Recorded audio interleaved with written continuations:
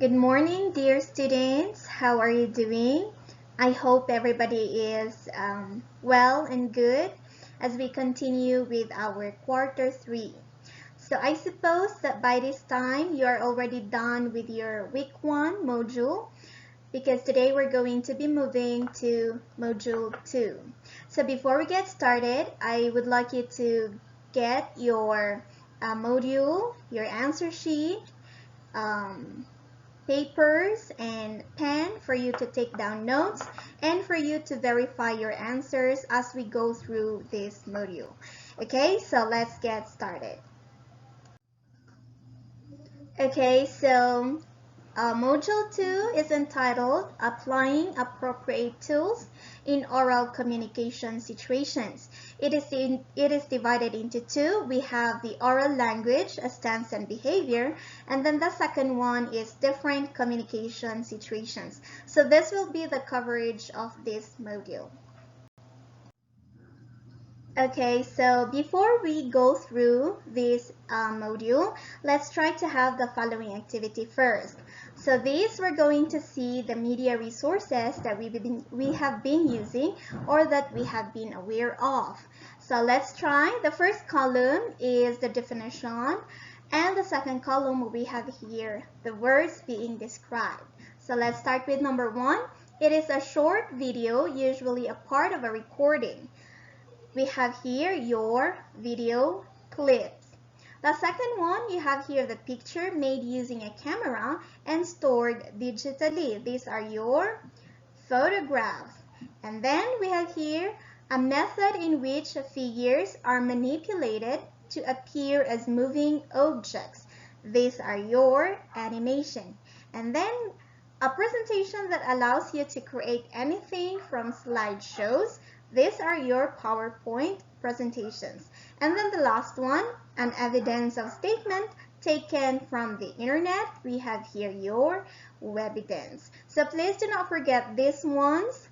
You will be using these ones in your discussion or in your activities. Now moving on, let's now proceed to the lesson 1 of our module. So this is your oral language. So when we say oral language, this is the means to transfer your message to another person. So there are different characteristics of effective oral language. The first one is clarity. So when we say clarity, it is talking about the language being grammatically correct in order for you to transfer the exact meaning of what you want to say or you want to convey to another person. The second one is directness. So if you are talking to someone else, make sure that the language is direct and conversational. Instead of using words like addressing someone as model students, instead of using the word model students, you can directly say you, referring to the person as the model student. The number 3, we have appropriateness. So make sure that the language is suitable to the purpose of the speaker. It should meet the needs and expectation of your listener. That is appropriateness. And number 4, it is vivid. It means it is clear. This helps you to maintain the attention or the interest of your listeners. So you can make use of figurative and original expressions in a varied context. So again, these are the characteristics of oral language. Next, we have a stance and behavior. So stance and behavior is actually talking about conveying a message not through words but rather through your bodily actions. The way you stand, the way you speak, the way you move your hands and others. So let's start with a stance. We stand with confidence. So take a look at the following picture. If you are seated, how you're going to show your confidence when you are seated. Take a look at the posture or how the person sits. And if you are standing, take a look at your feet for you to stand your ground. So these are the ways in which you can stand with confidence.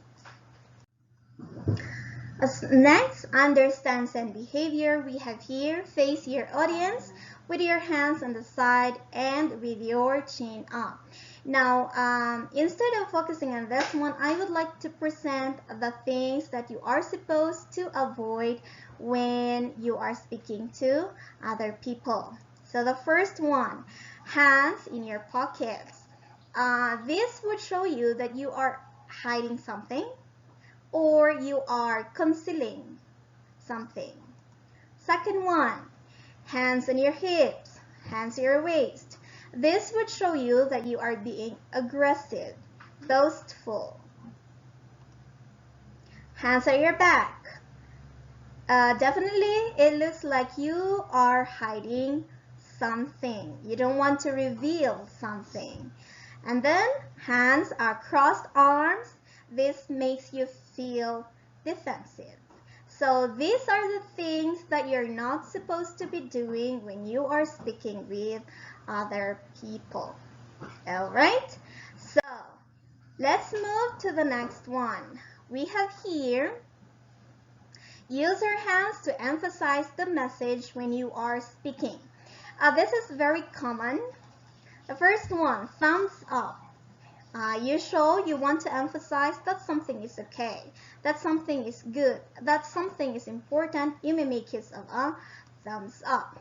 You shrug your shoulder, or you show this behavior to show that something is not important or something is inessential. Alright, so these are the different kinds of stance and behavior. There are a lot more, but we'll be focusing on this one. Alright, so let's try to take a look if you can identify the behavior or the stance that these pictures are showing.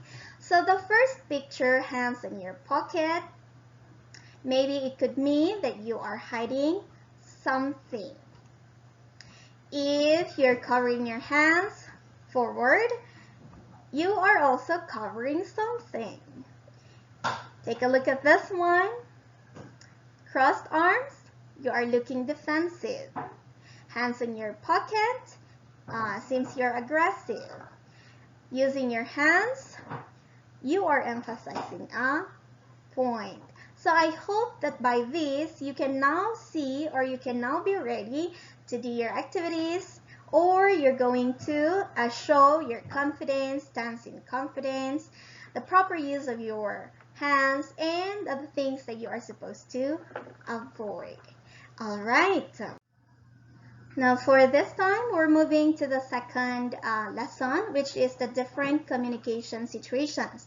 So again, in the previous lesson, we're talking about the oral language or the language, bodily actions in which we use to convey a message. So this time, we're moving to the communication situations. This talks about the purpose that determines the kind of speech which you will give on a particular occasion that requires it. So the first column talks about the communication situations. We have here giving instructions, making explanations, and narrating events. So the second column, what is the purpose of this one? And the third column, these are sample situations. So let's have giving instruction. It is used to explain a process, to influence the feeling and attitude of others. And an example of that is a teacher discussing the process of online enrollment. Making, we have here communicating information.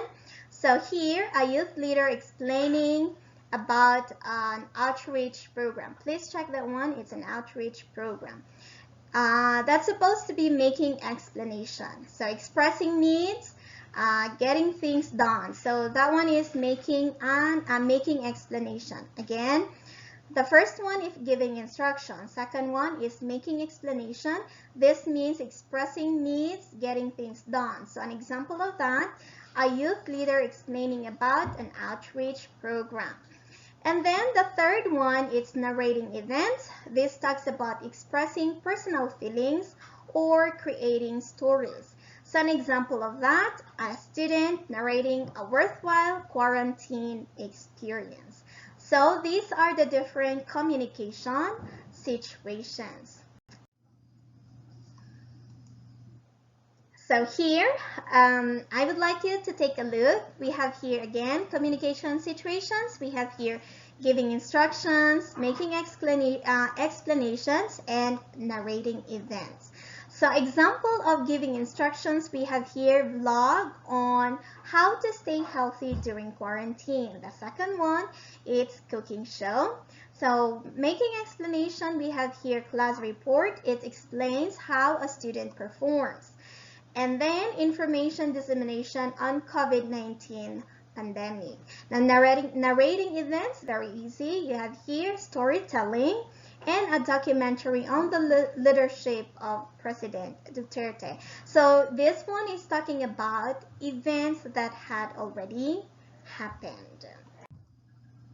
Now let's try to identify if you can distinguish the communication situations in each picture and in each dialogue. So the first picture, someone is talking about the following. Don't forget to take your medicine on time. Also observe proper diet to keep yourself healthy. So is it giving instruction? Is it explaining, or is it narrating an event? So definitely that is giving of information. The next picture, it's quite obvious that is narrating events. The person is talking about what happened yesterday. Next one here, studying in high school. So she's talking about how she studied when she was in high school. Definitely that is narrating event. And then the next one, a disease has been spreading. What do you think that would be? It's making explanation. The person is explaining what the disease is. And then the last one, listening is an important link among friends. That is making explanation. It is explaining how listening is important among students. So these are the things, or these are examples of communication situations. So once again, let's have a summary. So again, this module is about applying appropriate tools in oral communication situations. So when we say oral language, stance, and behavior, this means to transfer your message to another person using language, stance, and behavior. The second one is the different communication situations. So it is the purpose that determines the kind of speech you will give on a particular occasion that requires it. So there you go. Congratulations for accomplishing this module. I hope this has helped you accomplish your week 2 module. Once again, please, if you have questions regarding this one, feel free to message me, my number, and the number of your English teacher. The name, Facebook accounts, messengers are all on your modules. So please feel free to reach us out if you need some more explanation of this one, and we will be very, very happy to explain or to assist you with your module. So once again, thank you very much and have a great day ahead. See you in our next lesson. Bye-bye.